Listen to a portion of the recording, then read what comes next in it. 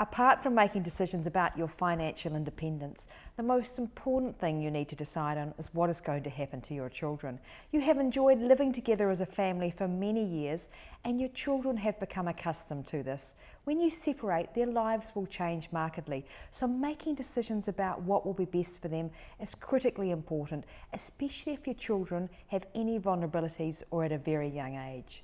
The decisions you make now will have a lasting impact, so you need to be prepared. Some of the early decisions you will need to make are you going to share custody, or does it make sense for one of you to become the primary caregiver? Whichever you choose, do you have less ability to earn income than your partner? And if so, are you entitled to some spousal support, or will you need to pay some? Have you considered what your partner might need and whether you can both afford it? Do you know if you're entitled to economic disparity, for example, if you have been the primary caregiver? To discuss this important topic further, we are joined by barrister and family law expert with over 30 years experience, Pip Cobcroft. Great to have you here, Pip. Pleasure. Pip, what are some of the things that people need to think about when it comes to child custody? I think one of the really important things is that they leave the adult entitlements behind. That sharing custody is not about adult need, it's about child need. Sometimes people get caught up in the shared care and it has to be exactly equal. That doesn't necessarily work for children. Obviously you have to think about their ages, their stage of development, the children as individuals, and the parents' ability to be available for them. So it's a little bit about being less defensive, focusing on the children, and thinking about their needs rather than your own.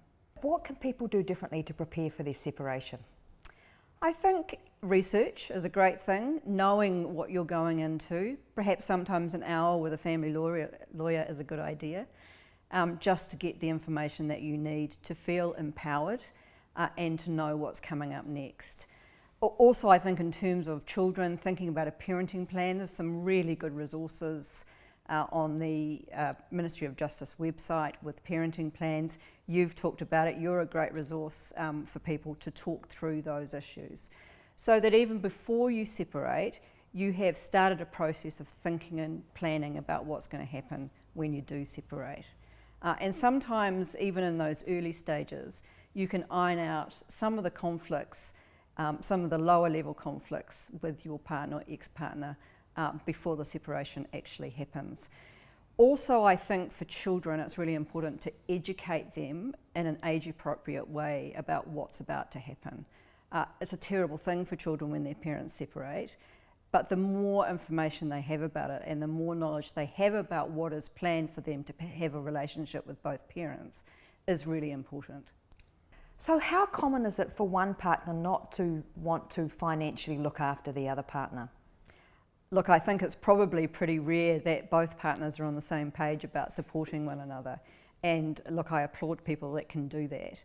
Very often, one of the partners, mainly the income earning partner or the partner that earns more, is pretty reluctant about sharing their wealth or their income with the other person. So there are things that you can do to try and deal with that. Again, it's in the planning. So it's knowing what your income's going to be after separation, doing a budget of your reasonable needs as against your income, and working out where there's a deficit. If there is a deficit, then as between the spouses, one party can apply for spousal maintenance, and that's really looking at their reasonable needs as against the other partner's income and reasonable needs. So that becomes then a periodic payment by the partner that is earning more. That can be done at an interim level. It's expensive, so trying to negotiate that at the outset is really important. Then that can become a final order, but it's important to understand that that is so as to get you back on your feet. It's not a permanent order for support. The other form of support for children is child support, and that is regulated by the Child Support Act and the Child Support Agency, which is a part of the Inland Revenue Department. It's quite helpful, again, to do a bit of research. There is a calculator on the Child Support website that you can go into and you can work out what you're likely to get in terms of child support. Now, for the partner that's paying, that is their statutory liability for child support. Anything over and above that really is a voluntary payment. The two of you can reach agreement about child support payments, but it's important to know that if one or other of you applies for child support through the agency, then that is going to supersede any agreement that you've made between you voluntarily. So tell us about economic disparity.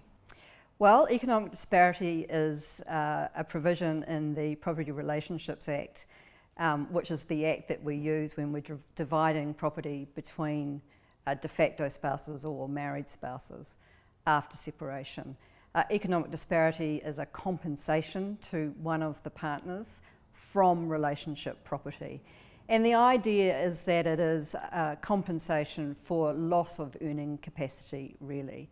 It's important to remember that there has to be causation, so there has to be a connection between your loss of ability to earn and the divisions of functions in your relationship. So, for instance, if you were both doctors, you both met at medical school and you were both doctors and you were both earning the same amount when you met, you get together, you decide that one of the partners is going to stay home with the children.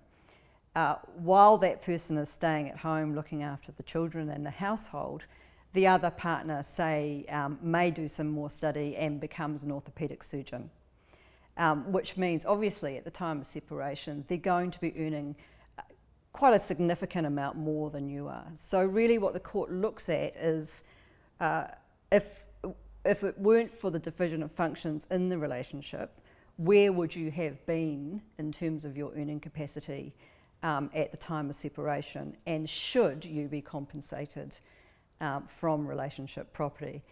It's fairly complex. It's a difficult thing to advise clients about because there is no formula, if you like. There's a lot of law on it, but the courts really haven't come up with a consistent approach. It's one of those things that you really need the assistance of a forensic accountant for, which is expensive again, unfortunately. That was some fantastic advice, Pip. Thank you so much. My pleasure. Getting a lawyer to help you navigate some of these decisions can be helpful, but before you engage one, be prepared to have thought through the answers to some of these critical decisions first. Lawyers act on your wishes, but can't define your choices for you. Start thinking now about what is both best for your children and feasible for the two of you to support. Make your decisions in their best interest and you will find the negotiation becomes much easier.